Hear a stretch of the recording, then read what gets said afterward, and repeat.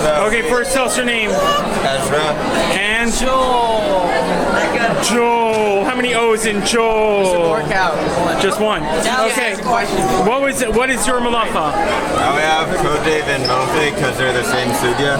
Okay, so, which means? Writing and erasing. Okay, and what is your artifact? Let's start with that. Alright, this is one of the poles in the Mishkan, and this is a socket. So that's how writing was used. They would write two letters, one on the pole and one on the socket, and that's how they would match them. Okay, keep going. Alright, here's an illustration of that. Alright, and then our sugya is this picture. It's like if you wrote, the malacha is writing two letters or erasing two letters. So if you wrote one giant letter the size of two, then you're a pator. But if you erase one the size of two, you're a chayav because you have the potential to write two letters. And then you're a chayav for writing two letters or erasing two letters. So this is what you were just describing. Yeah. And then here's the quote. And then over here, You quoted from a Yerushalmi? this one's the Bavli on top, and this is the Yerushalmi. And then the Yerushalmi goes on to give a case where you're chayav for both writing and erasing. Joel, you learned the Yerushalmi. I'm so impressed. Yeah.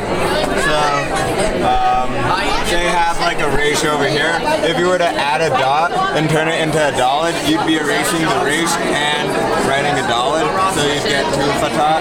Then the other way around, erasing a dot from a dalid. So is there any, what about like something practical? Like if I'm opening a bag of chips and I rip the letters, is this like a problem? Is it a Kodev Mofe problem? It'd be because you're ripping the letters. For example, like we were thinking about doing cake, right? We're gonna bring in a cake and then have these letters, because you know how on cakes that you have on Shabbos, you have to remove the letters like from a sheet. Yeah. And so we were gonna bring one in and just show you that if you break letters. If you were to give me cake, that would be better. I know, we were gonna bring you cake. We tried. So it's the effort that counts. There was no effort, there was a thought. No, we tried, but Okay. because it was based off too close to Oh, good answer.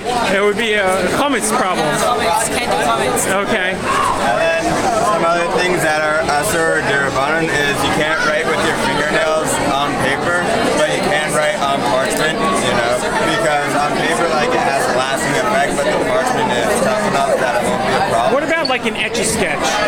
That's also a problem. It's like, It lasts unless you erase it. You see the light? yeah. Unless you were to erase it it. doesn't go away by itself. Like invisible ink would be allowed. Like if you have a pen that erases itself after, before the end of Shabbos, then that's actually allowed to write on Shabbos. Like if you need to write a prescription,